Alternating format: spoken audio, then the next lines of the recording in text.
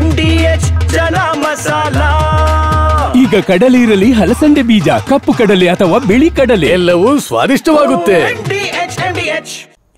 80ಕ್ಕೂ ಹೆಚ್ಚು ನರಹಂತಕರನ್ನ ಬಲಿ ಪಡೆದ ಆಪರೇಷನ್ ಸಿಂಧೂರ. ಜೈಷ್ ಎ ಮೊಹಮ್ಮದ್ ಮುಖ್ಯಸ್ಥ ಮಸೂದ್ ಅಜರ್ಗೆ ಬಿಗ್ ಶಾಕ್. ಮರ್ಕಜ್ ಉಗ್ರ ಸಾಮ್ರಾಜ್ಯವನ್ನೇ ಸರ್ವನಾಶ ಮಾಡಿದ ಸೇನೆ. ಈ ಸುದ್ದಿಯನ್ನು ನೋಡೋಣ. ಉಗ್ರ ಸಂಹಾರ ನ್ಯೂಸ್ ಟಾಪ್ 9ನಲ್ಲಿ. ಪಾಕಿಸ್ತಾನದ ಉಗ್ರರು ಮತ್ತು ಉಗ್ರ ಸಂಘಟನೆಗಳ ಅಡಗುತಾಣಗಳು, ತರಬೇತಿ ಕೇಂದ್ರಗಳೇ ಹೇಳ ಹೆಸರಿಲ್ಲದಂತಾಗಿದೆ. ಸೇನಾಪಡೆಗಳ ಮಾಹಿತಿಯಂತೆ 80ಕ್ಕೂ ಹೆಚ್ಚು ಉಗ್ರರು ತರಗೆಲೆಗಳಂತೆ ಉದುರಿ ಹೋಗಿದ್ದಾರೆ. ಬಾಂಬ್ ಸ್ಫೋಟದ ತೀವ್ರತೆ ನೋಡಿದ್ರೆ ಉಗ್ರರ ಹೆಣಗಳು ಸಿಗೋದು ಡೌಟ್. ಈಗ ಪಾಕಿಸ್ತಾನ ಹೆಣಗಳ ಲೆಕ್ಕ ಹಾಕುತ್ತಾ ಕೂತಿದೆ.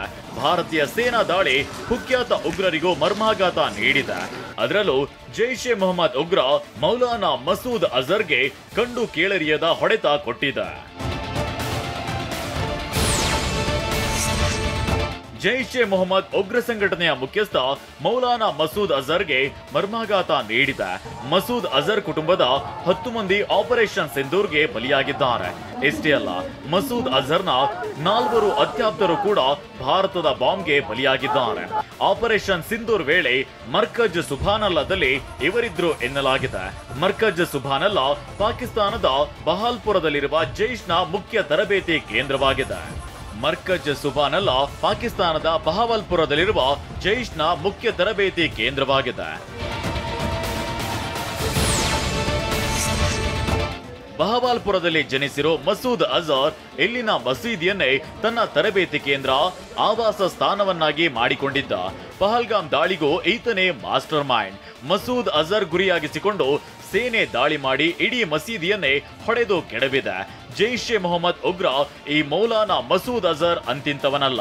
ಇವನು ಈವರೆಗೆ ಭಾರತದ ಮೋಸ್ಟ್ ವಾಂಟೆಡ್ ಲಿಸ್ಟ್ ನಲ್ಲಿ ಇದ್ದಾನೆ.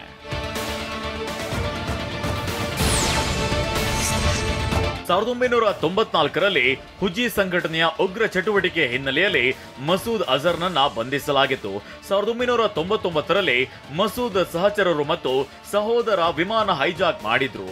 ಮಸೂದ್ ಬಿಡುಗಡೆಗೆ ಬೇಡಿಕೆ ಇಟ್ಟಿದ್ರು.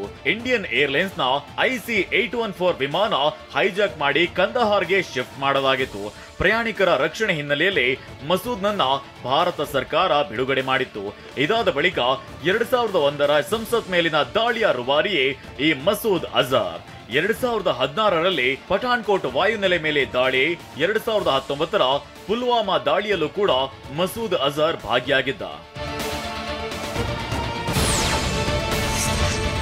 ನಟೋರಿಯಸ್ ಮತ್ತು ಡೆಡ್ಲಿ ಇತಿಹಾಸ ಹೊಂದಿರುವ ಮೌಲಾನಾ ಮಸೂದ್ ಅಜರ್ಗೆ ಇದೇ ಮೊದಲ ಬಾರಿಗೆ ಬಹುದೊಡ್ಡ ಆಘಾತವನ್ನ ಭಾರತ ನೀಡಿದೆ. ಎಷ್ಟೋ ಕುಟುಂಬಗಳನ್ನ ಸರ್ವನಾಶ ಮಾಡಿದ ಅಜರ್ ಕುಟುಂಬವೇ ಈಗ ನಾಶವಾಗಿದೆ. ಇನ್ನು ಮತ್ತೊಬ್ಬ ಮೋಸ್ಟ್ ವಾಂಟೆಡ್ ಉಗ್ರ ಹಫೀಜ್ ಸಯೀದ್ಗೂ ಭಾರತೀಯ ಸೇನೆ ಮುಟ್ಟಿ ನೋಡಿಕೊಳ್ಳುವಂತೆ ಮಾಡಿದೆ. 26/11 ಮುಂಬೈ ದಾಳಿಯ ಮಾಸ್ಟರ್ ಮೈಂಡ್ ಈ ಹಫೀಜ್ ಸಯೀದ್. ಲಷ್ಕರ್ ಎ ತೊಯ್ಬಾ ಉಗ್ರ ಸಂಘಟನೆಯ ಮುಖ್ಯಸ್ಥ, ಭಾರತದ ಬಹುತೇಕ ಉಗ್ರ ದಾಳಿಗಳ master mind. Ajmal Kasab, David Headley ಸೇರಿದಂತೆ ಹಲವು ಉಗ್ರರನ್ನ ತಯಾರಿಸಿದ ಕಿರಾತಕ. ಪಾಕಿಸ್ತಾನದ ಮುರಿಡ್ಕೆಯಲ್ಲಿ ಲಷ್ಕರ್ ಎ ತೊಯ್ಬಾ ಕಚೇರಿಯನ್ನ ಹೊಂದಿದ್ದಾನೆ. ಮರ್ಕಜ್ ತೊಯ್ಬಾ ಕಾಂಪ್ಲೆಕ್ಸ್ ನಲ್ಲಿ ಕಚೇರಿ ಇತ್ತು.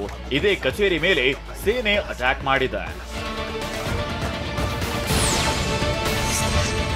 ಹಫೀಜ್ ಕಟ್ಟಿಕೊಂಡಿದ್ದ ಈ ಮರ್ಕಜ್ ಉಗ್ರ ಸಾಮ್ರಾಜ್ಯ ಅಂತಿಂತದ್ದಲ್ಲ. ವಿಶ್ವದಲ್ಲೇ ದೊಡ್ಡ ಭಯೋತ್ಪಾದಕ ಸೌಲಭ್ಯ ಇಲ್ಲಿತ್ತು. 200 ಎಕರೆ ಪ್ರದೇಶದಲ್ಲಿ ಹರಡಿಕೊಂಡಿರುವ ಕಾಂಪ್ಲೆಕ್ಸ್ ನಲ್ಲಿ ತನ್ನೆಲ್ಲ ಉಗ್ರ ಚಟುವಟಿಕೆಗಳನ್ನ ಪ್ಲಾನಿಂಗ್ ಎಲ್ಲ ಮಾಡ್ತಿದ್ದ. 1980ರಲ್ಲಿ ಹಫೀಜ್ ಸಯೀದ್ ಇದನ್ನ ಸ್ಥಾಪಿಸಿದ್ದ. ಈಗ ಅದೇ ನೆಲೆಯೇ ನಾಮಾವಶೇಷವಾಗಿದೆ.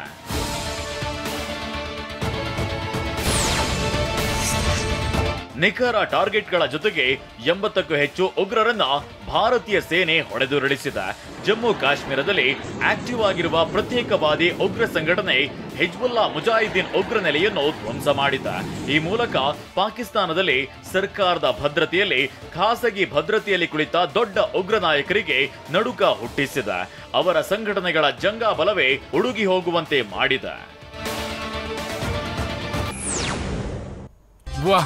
ಯಾಕೆ ಈಗ ಬಂತ ಸ್ವಾದ? ಖಂಡಿತ ಈಗ ಬಂತು ಅಸಲಿ ಸ್ವಾದ. MDH chunky chaat masala life ಅಲ್ಲಿ ಅಸಲಿ ಸ್ವಾದ ತರುತ್ತೆ. ಅಸಲಿ ಮಸಾಲ, MDH